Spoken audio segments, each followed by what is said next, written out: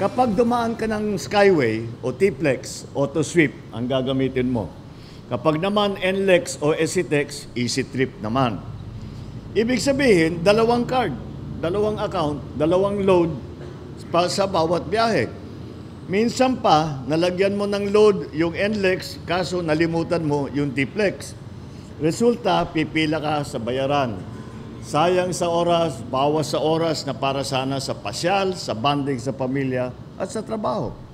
Simula ngayon, iisang RFID sticker na lang ang kailangan para sa mga toll expressway natin sa buong Luzon.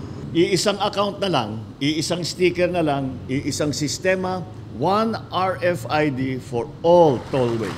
Ilulunsad din natin mga group fleet account sa susunod na taon. Sa ngayon, inuna natin ang ating mga private commuter. Ang reformang ito sa RFID system ay bahagi ng mas malawak nating layunin na gawing mas moderno, konektado, at nakatuon sa pangangailangan ng bawat Pilipino ang ating infrastruktura. This is the true Filipino spirit. One of unity, bayanihan, and pakikipagkapwa.